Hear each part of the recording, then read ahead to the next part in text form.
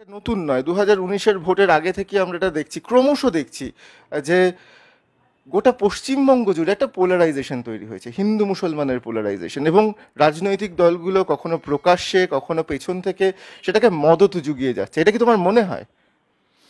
এই মেরুকরণ ভারতীয় রাজনীতিতে নতুন বলে আমি মনে করি না। জাতপাতের ভিত্তিতে হোক, ধর্মের ভিত্তিতে হোক, অন্য যে কোনো ভিত্তিতে একটা গোষ্ঠীকে গিয়ে একটা রাজনৈতিক দল বলবে, হ্যাঁ আগে হয়তো ফিসফিস করে বলতো, বা তখন মোবাইল ফোনে টক করে ছবি তুলে নেওয়া যেত না বলে মনে হতো ফিসফিস করে বলছে, বা আমি বুঝতে পারতুম না যে বলছে। তখন যদি একটা সংবাদপত্র বলতো এটা বলেছে, আর একটা সংবাদপত্র বলতো মিথ্যা সংবাদ, ও বাজে কথা বলেছে। এখন ব্যাপারটা অত সহজ নেই। এখন যাই করুক মোটামুটিভাবে বেরিয়ে আসে, আজ নয় কাল, কাল নয় পরশু, কে কোথায় বাথরুম থেকে মোবাইলে তুলে দিয়ে কথাটাকে বের করে দেয়।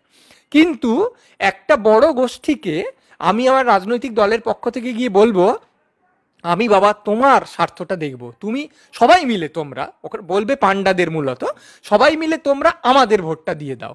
এই জিনিস ভারতীয় রাজনীতিতে চিরকাল হয়ে এসছে।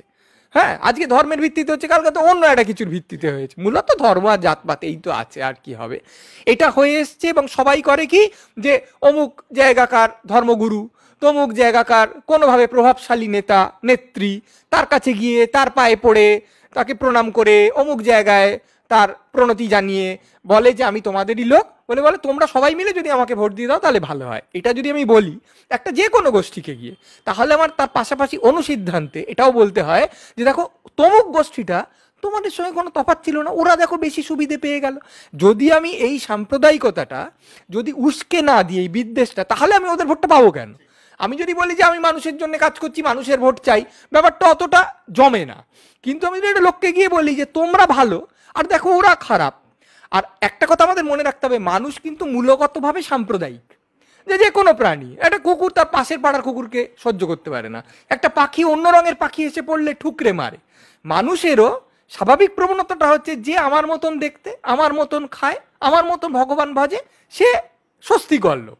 ও লোকটা কিরম একটা দেখতে না, ও লোকটা কি সব পোশাক পরছে না, ও লোকটা কি সব খাচ্ছে না, ও তো আলাদা, তাহলে ওর সঙ্গে মিশে আমার খুব একটা স্বস্তি বোধ হচ্ছে না, তাহলে ও বোধহয় খারাপ।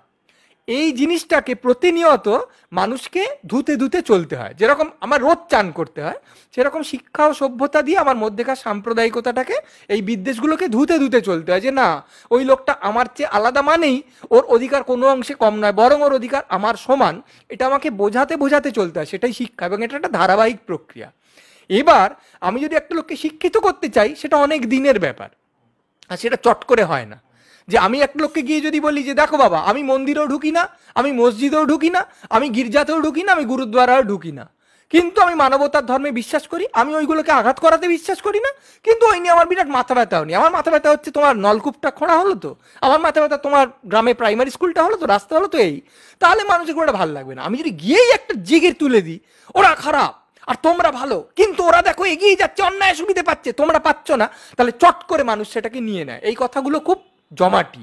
এটা আজকে এই কথাগুলো গোটা পৃথিবীর প্রেক্ষিতে আজকে আমরা দেখতে পাই যে মানুষের কাছে বেশি গ্রহণযোগ্য। পৃথিবীতে বহু দেশে যে পরিমাণে অতি দক্ষিণপন্থী শক্তির উত্থান হচ্ছে, এবং রাষ্ট্রনায়কেরা যেভাবে প্রকাশ, এই কথাগুলো কিছুদিন আগে প্রকাশ্যে বলা যেত না, এমনি বৈঠকখানা ফিস করে বলা হতো, তারপর এগুলোকে কৌশলে ঢুকিয়ে দেওয়া হতো, এখন প্রকাশ্যে বলা হচ্ছে। একটা আমেরিকার রাষ্ট্রপতি কিছুদিন আগেই যিনি ছিলেন, অমুক দেশ খারাপ, তমুক ধর্ষকের দেশ, তমুক ড্রাগের দেশ, বা এরকম করে তো বলা যেত না, কিন্তু বলা যাচ্ছে, এবং বলে তো তার জনপ্রিয়তা কমছে না, বরং বাড়ছে। তাহলে সমগ্র পৃথিবী তো এখন সংযুক্ত, লোকে বুঝতে পারছে যে এটাই লোকে নিচ্ছে, তাই যদি হয় আমি এরকম করে বলবো। ফলে মেরুকরণ আগেও ছিল, এখনো আছে, এখন অনেক প্রকাশ্যে অনেক প্রত্যক্ষভাবে মেরুকরণ হচ্ছে, এবং এর চেয়ে দুর্ভাগ্যজনক কিছুই হতে পারে না। মানে আমাদের অনেকের তো ধারণা ছিল যে দিন যত গড়াবে মানুষ আরো সভ্য হবে, এটা একটা বোকার মতন ধারণা, এ কথার কোনো অর্থ নেই। সত্যি বলতে কি, যতদিন যাচ্ছে, যদি আমরা আমরা কয়েকজন প্রগতি বলতে যা বুঝি, লোকে তার একদম উল্টো দিকে হাঁটছে, এবং উল্টো দিকে এটা তাদের সুবিধে হচ্ছে, তাদের স্বার্থ সিদ্ধ হচ্ছে, কেন হাঁটবে না? কিন্তু এই এই এই এই যে তুমি বলছো যে লোকে সেদিকে যাচ্ছে এবং তাতে তাদের স্বার্থ সিদ্ধি হচ্ছে, এখানে তোমাদের রোলটা কি? এর সঙ্গে আমি আরেকটা প্রশ্ন জুড়ে দিই, যে তোমরা কিছু কিছু কথা বলছো, কিন্তু যেগুলো বলছো তাতে অনেকে বলছেন, রাজনীতিবিদরা বলছেন যে তোমাদেরকে রোগড়ে দেওয়া হবে। হ্যাঁ দেখো, সবাই কথা যে বলছে তা নয়, আমি এই এই যে যে গানটা সূত্রে তুমি রগড়ে দেওয়া হবে কথাটা বললে, গানটা কয়েকজন করেছেন, কয়েকজন করেনি। সত্যি বলতে কি আমি যে খুব প্রত্যক্ষভাবে একটা বিরোধিতা করছি তাও নয়। এখন ঘটনা হচ্ছে, এতে কোনো সন্দেহ নেই যে সমাজে যদি কিছু অন্যায় হয় তাহলে প্রত্যেকটি মানুষের আসলে দায়িত্ব বর্তায় সেই অন্যায়ের প্রতিবাদ করার। এতেও কোনো সন্দেহ নেই যে মানুষের ভয়ও করে, আর মানুষকে মারলে মানুষের খুব লাগেও, এটাতেও খুব সন্দেহ প্রকাশ করলে হবে না। ফলে আসলে আমরা যতই তত্ত্বগতভাবে বলি না কেন যে রুখে দাঁড়াচ্ছ না কেন, আসলে লোকের একটা ভয় পাওয়ার অধিকার আছে। এবার নিশ্চয়ই সেই ভয়কে অতিক্রম করা আমাদের কাছে অনেক বেশি মনুষ্যত্বের, বা বলা যেতে পারে অনেক বেশি প্রকৃত বুদ্ধিজীবিতার নিদর্শন। কিন্তু কেউ কেউ ভয় পাবেন, কেউ কেউ ভয় পাবেন না, কম লোক ভয় পাবেন না আর বেশি লোক ভয় পাবেন, এটা ধরে নিয়ে আমাদের চলতে হবে।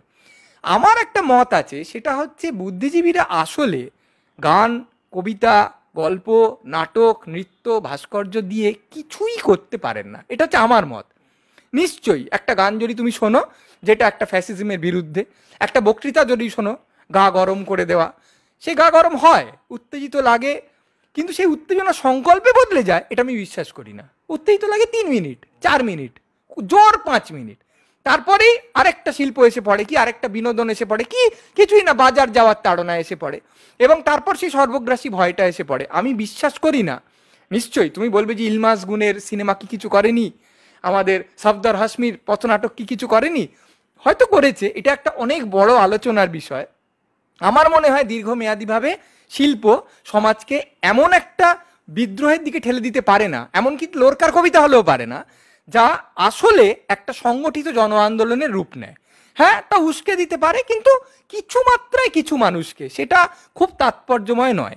তবে এই কথা বলে দায়িত্ব এড়িয়ে যাওয়া যায় সে কথা আমি মনে করি না। এইবারে আমি মনে করি একটা সমাজে যারা বুদ্ধিজীবী আছেন তারা এখন বাংলায় খুব যে একটা বিশ্বাসযোগ্যতার জায়গা আছেন তাও কিন্তু নয়। মানে তারা বললেই লোকে বলবে যে হ্যাঁ হ্যাঁ এ ঠিক কথা বলছে বটে, তাও নয়। তার কারণ যেমন রাজনীতিবিদদের ওপর থেকে সাধারণ মানুষের বিশ্বাস সম্পূর্ণ অন্তরিত হয়ে গেছে, যে রাজনীতিবিদ হন, তেমনি বুদ্ধিজীবীর উপর থেকেও বিভিন্ন কারণে, মূলত বুদ্ধিজীবীদের আচরণের কারণে বিশ্বাস সম্পূর্ণ অন্তরিত হয়ে গেছে। যে বুদ্ধিজীবী আজকে লাল, কালকে নীল, পরশু হলুদ, তরশু সবুজ দলে ডিগবাজি খেতে খেতে চলেন, এবার তার মত থাকতেই পারে, তারই তো ফেলুদা বলেছিল মাইন্ড তো আমার, চেঞ্জ করতে তো বাধা নেই, ভালো কথা। কিন্তু সাধারণ মানুষ কোথাও এখনো কাজকর্মের পিছনে কিছু নীতির সমর্থন আশা করে। এবার আমি যদি আজকে বলি যে তুমি ভয়ানক খারাপ লোক, আর কালকে তোমার গলা জড়িয়ে আমি খেতে যাই, তখন লোকে বলবে যে লোকটার নীতির ঠিক নেই। তখন আমি যতই গলা চড়িয়ে বলি না না কালকে যা বলেছিলাম আজকে, আমি তো একদম উল্টো কথা বলছি, আজকে তোমার কোনো বদল হয়নি, শুধু আমার বদল হয়ে গেল, তাহলে লোকে বলবে আদর্শগতভাবে দেউলিয়া। এখনো বাংলা সে কথাটা বলে। এইটা দেখে দেখে বুদ্ধিজীবীদের প্রতিও যে বিরাট বিশ্বাস এখন বাঙালির রয়েছে তা নয়। তাই কোনো বুদ্ধিজীবী চমৎকার একটা গান বানালে বা একটা আশ্চর্য সংগ্রামী নাটক করলে, সে নাটক মানে ভিয়েতনাম, কিউবা ঘুরে আজকে বাংলায় সমস্ত সামাজিক পটভূমি আত্মসাৎ করে আছড়েও যদি পড়ে, বিরাট একটা প্রভাব হবে। আর লোকে না না না এটা তো ভুল হচ্ছে, তাহলে আমাদের ঠিকের দিকে যেতে হবে, মানুষের প্রতি বিশ্বাস হারানো পাপ, এই কথাগুলো আমি বিশ্বাস করি না, এরম কিছু হবে না। কিন্তু একই সঙ্গে যদি কেউ কোনো গান করেন, যদি কেউ কোনো বক্তৃতা দেন, কোনো লেখা লেখেন, তার সম্পূর্ণ অধিকার আছে। কারণ পৃথিবীতে, ভারতে বাকস্বাধীনতা আছে, গণতন্ত্র আছে। এবং তার বিরুদ্ধে যদি কেউ এই কথা বলেন যে শিল্পীরা শিল্পীর কাজ করুন, নাচ করুন, গান করুন, এইসব করতে এলে রগড়ে দেওয়া হবে, এটা স্পষ্টত একটা হুমকি দেওয়া। এবং সবচেয়ে এটা বড় কথা, যদি পৃথিবীর সব লোকের রাজনীতি করার অধিকার থাকে, একজন ডাক্তারের আছে, একজন উকিলের আছে, যে কোনো মানুষের আছে, একজন শ্রমিকের আছে, একজন কৃষকের আছে, হঠাৎ শিল্পীর নেই কেন? মানে শিল্পী নাচ করেন, গান করেন, এটাই তার কাজ, তাহলে তো কেউ এই কথাও বলতে পারে যে, ধরা যাক কথার কথা বলছি, ধরা যাক কেউ চাষ করেন, তাহলে আমি কি বলতে পারি উনি হাল নিয়ে থাকুন, তিনি বলদ নিয়ে থাকুন, তিনি কেন রাজনীতিতে এসেছেন? বলতে তো পারি না। তার সম্পূর্ণ অধিকার আছে রাজনীতিতে আসা। তেমনি একজন ডাক্তার স্টেথোস্কোপ নিয়ে থাকুন, ইঞ্জেকশন নিয়ে থাকুন, বলতে পারি না। ঠিক সেইভাবে একজন শিল্পী নাচ নিয়েও থাকবে, গান, সে তো নাচ গান নিয়ে আছে, সে তো অভিনয় নিয়ে আছে, এমন তো নয় সে গান করছে না, সে গানের মধ্যে দিয়ে একটা কথা বলছে। যে কোনো কথা বলার অধিকার যেমন একজন রাজনীতিবিদের আছে, একজন যে কোনো সাধারণ মানুষের আছে, যে কিচ্ছু না এমনি একটা লোক তারও আছে, আর একজন শিল্পীর তো আছেই। ফলে কাউকেই কোনো ক্ষেত্রেই কোনো ফতোয়া দেওয়া যাবে না, রগড়ে দেওয়া তো যাবেই না, হুমকি দেওয়া যাবে না, প্রত্যেককে কথা বলতে দিতে হবে। এবং কথা বলার সাহস যত বেশি সংগ্রহ করা যাবে তত একটা গণতন্ত্র সুস্থ হবে। আমরা অনেকে ভয় হয়তো পাই, আমি তো খুবই ভয় পাই, কিন্তু একই সঙ্গে ভীরুতাকে খুব ভালো জিনিস বলে নিশান ওড়ানোর কোনো প্রশ্ন উঠছে না। কিন্তু শেষ পর্যন্ত কি দেখতে পাচ্ছ চোখের সামনে? মানে যেই দিন, আগামী দিন তো খানিকটা তো দেখতে পাওয়া যাচ্ছে এখন, হ্যাঁ, যে 21, 22, 23 এই সময়গুলো পশ্চিমবঙ্গ, বাঙালি সবটা মিলিয়ে কোন দিকে যাচ্ছে, কোথায় গিয়ে থামবে এটা? জানি না কোন দিকে যাচ্ছে, আজকে নয়, বহুদিন ধরেই যদি তুমি একটা মোটামুটি ভাবে দেখতে চাও যে পৃথিবী কোন দিকে যাচ্ছে, বাংলা কোন দিকে যাচ্ছে, সুবিধের দিকে যাচ্ছে না, উচ্ছন্নেই যাচ্ছে। সেটা আজকে নয়, কিন্তু বহু দিন ধরে যাচ্ছে। এবং কোনো রাজনৈতিক দল নেই যে সেখানে উচ্ছন্নে নিয়ে যাওয়ার ক্ষেত্রে যে সাহায্য করেনি। যে বলুক, মানে এখন হয় কি যে একটা লোক মরে গেলে তারপর তার নিন্দে করতে নেই, তখন বলতে হয় যে এমনিতে হয়তো যে জ্বালিয়ে খেত, এখন না না ভারী ভালো ব্যবহার ছিল, শ্রাদ্ধে কি ওরম বলতে নেই। তো সেই রকম একটা দল যদি ক্ষমতাচ্যুত হয়, তাহলে হঠাৎ কারোর মনে হতে পারে বাবা দলটা বুঝি ভারী শিক্ষিত, ভারী নম্র, ভারী সভ্য ছিল। কিরকম নম্র হয়েও যায় না তারা? সে তো হয়ে যায় ক্ষমতাচ্যুত হয় বলে, কিন্তু ক্ষমতায় থাকার সময় সেই দলের কি পরিমাণ ঔদ্ধত্য ছিল সেইটা হঠাৎ বিস্মৃত হওয়ারও কোনো প্রশ্ন ওঠে না। ফলে আজকে বাংলা নতুন করে একটা সর্বনাশের দিকে যাচ্ছে, এবং আগে খুব ভালো ছিল, আগে তো কত সুন্দর আমাদের সমাজ ছিল, সব ঠিক হয়ে যেত, এই রকম ভাবার কোনো কারণ নেই। তাই আজ নতুন করে বলার কিছু নেই যে বাংলার সর্বনাশের দিকে যাচ্ছে। বাংলা বহুদিন ধরে একটা ঢাল বেয়ে গড়াচ্ছে, এবং কোনো শক্তি আসেনি যা সেই ঢালটা গড়ানো থেকে তাকে বিরত করছে, সেটাকে আরো ত্বরান্বিত করছে। হ্যাঁ, যে অমুক লোক সুবিধে পেত, এখন তমুক লোক সুবিধে পাচ্ছে, অমুক লোক মার খেত, এখন তমুক লোক মার খাচ্ছে, তাতে আদত বাংলার ভাগ্যটা কিছু বদলাচ্ছে। আমি আরেকটা এর সঙ্গে জুড়তে চাই, সেটা হচ্ছে আগে অমুক বুদ্ধিজীবী সুযোগ পেতেন, এখন তমুক বুদ্ধিজীবী সুযোগ সবসময় তা নয়, অনেক ক্ষেত্রে অমুক বুদ্ধিজীবী এখন তমুক দলে চলে এসছেন, ফলে তিনি কিন্তু একই রকম সুবিধাটা পেয়ে যাচ্ছেন, তিনি অমুক তমুক হয়ে গেছেন। ফলে সেই দিক থেকে খুব একটা অসুবিধা অনেকেরই হচ্ছে না, এবং অনেকের হবেও না। অনেকে হয়তো অমুকে ছিলেন, তমুকে এসছেন এবং চমুকে যাবেন, কোনো অসুবিধা তাদের নেই। আমার কথা হচ্ছে এই যে বাংলা ভালো দিকে কোনোদিনই যাচ্ছিল না। এই তোমার আগের প্রশ্নটা সূত্র ধরেই বলা যায়, অনেক রকম প্রতিবাদ কিন্তু অনেক বুদ্ধিজীবী করেছেন, তাদের নাটকের মাধ্যমে করেননি তা নয়, চলচ্চিত্র এখন কিছুটা গা বাঁচিয়ে চলে, কিন্তু গান টানের মাধ্যমে করা হয়েছে, নিশ্চয়ই পথনাটকে করা হয়েছে, তাতে কোনো ফল হয়েছে কি আমি বিশ্বাস করি না। আমাদের কৈশোরে যৌবনে বিরাট তর্ক হতো যে শিল্প সমাজকে বদলাতে পারে না পারে না। অনেক ছবি হয়েছে, সেসব ছবি এনএফডিসি প্রডিউস করতো, যা এখন উঠে গেছে, সেটা খুব উল্লেখযোগ্য ব্যাপার, যেখানে অসামান্য অসামান্য চলচ্চিত্রকাররা বলেছেন যে যে শিল্পে সামাজিক দায়বদ্ধতা থাকে না সেই শিল্পের আসলে কোনো তাৎপর্য নেই। কিন্তু সেই কথাগুলোকে খুব মানে খুব আবেগতাড়িত বলা যায়, কিন্তু কথাগুলো যে খুব সারবত্তা নিয়ে আমাদের কাছে প্রতিভাত হয় তা হয়তো নয়, কারণ সেই শিল্পগুলো তো হয়েছে, তাতে কি ঘন্টার মাথা হয়েছে, ভারত কিছু বদলেছে, বাংলায় কিছু বলে আমি বিশ্বাস করি না। ফলে বাংলা সর্বনাশের দিকে যাচ্ছে, এটা ঠিক, এবং আমাদের দায়িত্ব। তবে কি আমরা কি করব, কি করে থামানো যাবে আমি জানি না, এটাও ঠিক।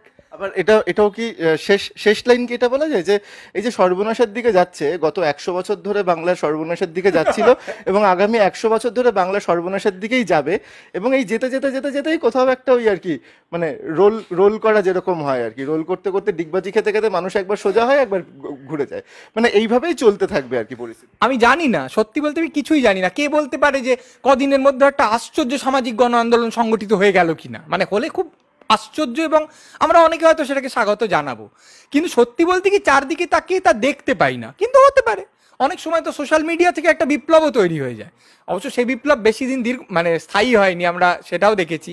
কিন্তু এও ঠিক যে শুধু ফেসবুকে ডাক দিয়ে একটা বড় মোড়ে সমস্ত লোক জমায়েত হয়ে একটা বিরাট স্বৈরতন্ত্রকে চ্যালেঞ্জ জানিয়েছে, তাও ঘটেছে। ঘটার পর হ্যাঁ বিরাট কিছু ঘটেনি, কিন্তু এটাও যে ঘটেছে এটাও কিন্তু কিছুদিন আগে কল্পনার অতীত ছিল।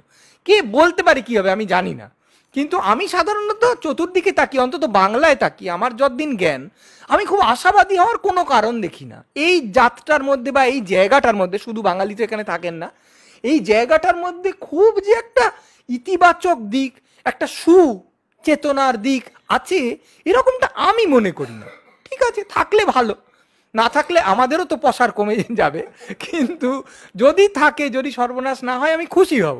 কিন্তু সত্যি বলতে কি আমি যে তোমাকে আজকে বলবো যে না একদিন সূর্য উঠবেই, হ্যাঁ হাম হোঙ্গে কামিয়াব একদিন, কোরাসে গাইতে খুব ভাল লাগে, বুকটা ফুলে ওঠে, কিন্তু সেই ইতিবাচক জিনিসটা আমাদের এখানে ঘটবে তার কোনো লক্ষণ নিদর্শন এগুলো আমি যে দেখতে পাচ্ছি তা নয়।